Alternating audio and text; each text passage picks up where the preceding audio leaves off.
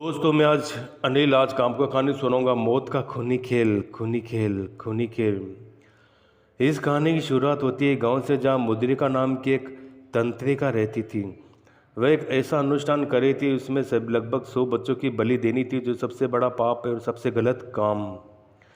वह अपने शैतान को खोज करके अमर होना चाहती थी, लेकिन सच्चाई है कि जिसने इस जमीन पर जन्म लिया उसे एक न एक दिन मरना ही। लेकिन उसकी चाहत कुछ ज़्यादा ही बढ़ गई। इसके लिए हर रात को एक बच्चे की बलि देना चाहती थी और कोशिश भी रहती कि ऐसे अपने मकसद में हरदम कामयाबी मिलती रहे। लेकिन किसी को इस बात की भनक लग चुकी थी और गांव वालों ने समझा कि गांव में बच्चे यूं ही नहीं मर रहे, हमें इसकी बात की तह तक पहुंचना होगा और रात में निगरानी रखेंगे। फिर उन्होंने कुछ ऐसा देखा जिससे सबकी आंखें फट गई। उन्होंने देखा कि गुफा में एक काले कपड़े में एक औरत बैठी, उसके सामने एक बच्चा निष्क्रिय पड़ा हुआ लेटा है। वह तंत्र साधना में विलीन हो गई। तभी गांव के लोगों ने इस बच्चे को उठाकर उसे दूर कर दिया, उसकी साधना को भंग कर दिया। वह तंत्री का ऐसा देखकर वहां से भागने लगे। तभी लोगों ने उसका पीछा किया। रात के अंधेरे में किसी झोंपड़ी में जा घुसी। सभी लोगों ने पूरी की पूरी झोंपड़ी को तेल छिड़क करके आग लगा दी, जिसमें वह तंत्रिका जलकर मरने लगी।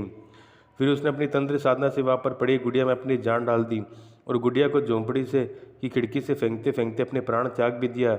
उसकी जान निकलते उसकी जान उस गुड़िया में चली गई और यहाँ से उस गुड़िया का खूनी खेल शुरू हो गया। वही उस गांव में कुछ नए लोग बाहर से रहने के लिए आए। उसमें एक बच्ची भी थी। ये जब वे लोग अपने घर में सो रहे, तभी इस बच्ची को कुछ आवाज़ें सुनाई देती और वह बच्ची उठ जाती है और उठने के बाद वह उठकर बाहर उस जली हुई झोंपड़ी के पास पहुंच जाती है। इतना हो जाता है पर किसी को भनक नहीं लगती। वहाँ वह उस गुड़िया को देखती है और उसे उठाकर अपने घर ले आती है। फिर वह बच्ची उस गुड़िया से बातें करने लगती है। इस तरह बच्ची के सारे उस गुड़िया ने फिर से बच्चों को रात में बहकाना और अपने कब्जे में लेना शुरू कर दिया। धीरे धीरे बच्चों की मौत शुरू हो जाती है।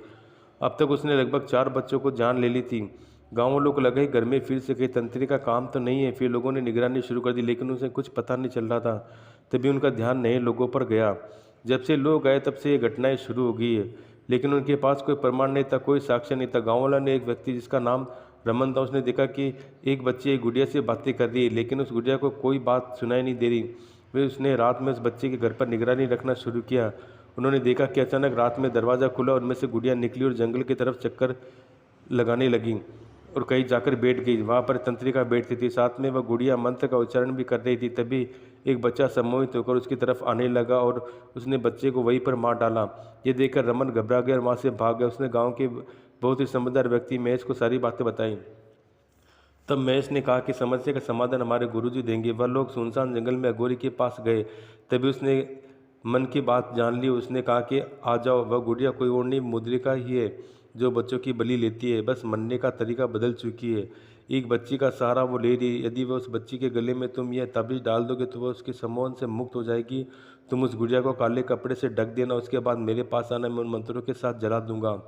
रमन और महेश दोनों ने उस बच्ची को वहां जाकर उसके माता पिता को सारी बताई। पहले तो माँ बाप कुछ मानने को तैयार नहीं हुए, लेकिन इस रात उन्होंने अपनी आंखों से जो देखा वो सारी बातें मानने के लिए मजबूर हो गए। फिर अगली रात में वो बच्ची सो रही थी, तभी उस बच्ची को ताबीज पहनाने की कोशिश की गई। उसी समय उस खूनी गुड़िया ने लोगों पर हमला कर दिया और अपनी शक्ति से रमन को चोट पहुंचाई। हालत तो यह हो गई थी, रहमान का सिर दीवार से टकरा टकरा के फूट चुका था, वह बेहोश हो चुका था। लेकिन महेश बार बार चोट खाने के बाद भी उस बच्ची को ताबीज पहनाने में कामयाब हो गया। जैसे ही उसने उसे ताबीज पहनाई, वैसे ही गुड़िया जमीन पर गिर पड़ी। महेश ने तुरंत उस पर काला कपड़ा डाल दिया और उसे लेकर गांव के कुछ लोगों के साथ उस अघोरे के पास भागा। रास्ते में बहुत कोशिश करने के बाद भी महेश आगे नहीं बढ़ पा रहा था। तभी उसने गुड़िया के गांव दूसरे आदमी को दे दी, लेकिन उसके हाथ में गुड़िया लेते उसे न जाने क्या हुआ, वही वही पर बेहोश हो गया, जिसके अंदर जान ही न बची हो। लोग समझ गए थे कि गुड़िया उन्हें आगे नहीं जाने देगी। तभी दो अघोरी वहाँ से चलता हुआ उनके पास आया और पास आते उसने सबसे पहले अपने मंत्रों से उस गुड़िया को अपने वश में किया। उसके बाद उसे वहीं पर जला दिया। उसके बाद से अभी तक वहाँ पर दोबारा आने तक तो नहीं हुआ, लेकिन खौफ अभी भी लोगों के दिलों में जिंदा है। क्योंकि खौफ ऐसी चीज़ है जो एक बार आता है लेकिन दूसरी हमेशा अपनी ज़िंदगी में रंग भर देता है। प्रेत आत्माओं का जंगल, जंगल, जंगल। मेघालय में एक पहाड़ था। आप जानते हैं मेघालय पहाड़ और जंगलों से भरी हुई जगह है। वही के पास में गांव था। वही बात अब की जब मैं बीए सेकेंड ईयर का स्टूडेंट हुआ करता था। एक दिन मैंने और मेरे दोस्तों ने मिलकर कहीं घूमने का प्लान बनाया। क्योंकि खाली बैठे बैठे हम बोर हो चुके थे, हम लोगों ने अपने गांव से करीब 10 किलोमीटर दूर स्थित एक जंगल में जाने का निर्णय लिया।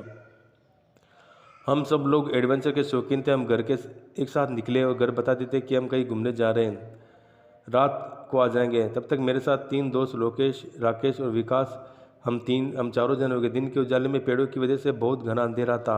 उस समय हम उस जंगल में चलते चले गए। हमें अंदर एक पुराना सा मंदिर दिखाई देता। हम उस मंदिर के पास रुक जाते। मंदिर में एक बहुत ही पुरानी मूर्ति थी। हम अंदर गए।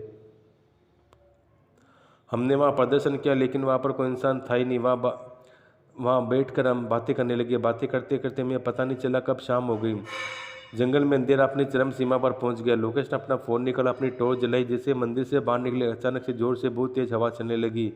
हवा ऐसी चल रही थी कि जैसे आंधी चल रही हो। थोड़ी देर बाद पानी भी बरसने लगा। हमने वही मंदिर में थोड़ी देर रुकने का निर्णय लिया। हमने सोचा कि आज तो घर पर जमकर डांट पड़ने वाली है। उस सुनसान जंगल में कोई भी नज़र नहीं आ रहा था। केवल जानवरों और सियारों के चिल्लाने की आवाज़ें आ रही थी। 1 घंटे बाद बरसात थोड़ी कम होती है। हम वहाँ से निकलने का निर्णय लेते हैं। रात के करीब 8 बज चुके थे। तभी हमें जंगल के अंदर लगभग 4 किलोमीटर चलना था। थोड़ी दूर चलने के बाद हमें किसी औरत के ज़ोर ज़ोर से चीखने की आवाज़ सुनाई दी। हम बुरी तरीके से घबरा जाते लेकिन चलते रहते हैं। चलते चलते हमें पता नहीं चलता कि कब विकास पीछे ही छूट जाता है। जब हम पलट कर देखते हैं तो वहाँ पर विकास हमारे साथ नहीं था। हम ज़ोर से विकास को आवाज़ लगाने लगते लेकिन कोई भी जवाब नहीं आता। अब हम करते भी तो क्या, हम बहुत घबरा गए। लेकिन अब सभी दोस्तों ने मिलकर विकास को ढूंढना शुरू किया। हम करीब आधा किलोमीटर जंगल के अंदर वापस गए और वहाँ पर देखा कि विकास चुपचाप एक जगह खड़ा हुआ था। हमने विकास से बोलने की कोशिश की लेकिन वह कुछ भी नहीं बोल सका। हमें लगा कि वह डर गया, हमारे साथ चुपचाप चलता रहा। इसके हाथ हाव भाव बहुत अजीब लग रहे थे। उसका चेहरा भी बहुत विचित्र लग रहा था। हमें तो उसे देख कर डर लग रहा था, लेकिन हमारी बहुत हालत बिगड़ चुकी थी। हम उसे छोड़ भी नहीं सकते थे। जैसे जैसे हम उसे जंगल से बाहर निकले और उस घर की तरफ रवाना हो गए, डर के मारे मुझे नींद नहीं। अगले दिन सुबह कॉलेज गया तो पता चला विकास कॉलेज नहीं आया। जब मैंने उसके बारे में जानकारी इकट्ठी की तो पूछा कि विकास की मौत हो चुकी है। सुनकर दंग रह गया। मेरी आंखों में आंसू भर गए। मैं सीधा उसके घर गया। उसके माता पिता के पास रुकर उन्हें डांडस बंधाने लगा। तो मैंने विकास की मौत का कारण पूछा तो उन्होंने बताया कि रात को जब घर आया था उसे बहुत तेज बुखार था। उसका शरीर लोहे की तरह जल रहा था। जब हम लोग उसे अस्पताल ले जा रहे तो रास्ते में उसकी मौत हो जाती। जब मैंने बात सुनी तो उसका माजरा समझा, लेकिन मैंने उसे उनके बारे में उसके घर वालों को कुछ नहीं बताया। मेरी हालत डर के ज़्यादा ख़राब हो गई थी। कल रात को हमारे साथ क्या हुआ मुझे साफ साफ समझ में आ गया कि किसी आत्मा ने उसे पकड़ लिया था। जब मैं वहाँ से वापस जा रहा था तो वही एक आदमी ने मुझे रोक के मुझसे पूछा कि आखिर विकास कल कहाँ था। मैंने डरते डरते सारी बात बताई। उसने बताया, बेटा वो तो जंगल हॉन्टेड है। जिस मंदिर के पास तुम गए थे वहाँ कोई सालों से वीरान पड़ा हुआ है और वहाँ थोड़ी दूर एक प्रेत आत्माओं का वास, इसलिए वहाँ पर कोई जाता नहीं। वहाँ पर सिर्फ आत्माओं का राज चलता है, खासकर शाम के वक्त के बाद। तो दोस्तों आज के लिए इतना ही। तब तक के लिए धन्यवाद। और दोस्तों अगर आप मुझे अपनी कहानी भेजना चाहते हैं तो मेरे इंस्टाग्राम आईडी पर भेज सकते हैं। मेरे इंस्टाग्राम आईडी है अनिल सारस्वत 2021। दोस्तों मैं आपकी कहानी भी अवश्य सुनाऊंगा। आपके पास जो भी कहानी हो आप मुझे अवश्य भेजिए और मेरे चैनल को सब्सक्राइब कीजिए। दोस्तों आज के लिए इतना ही।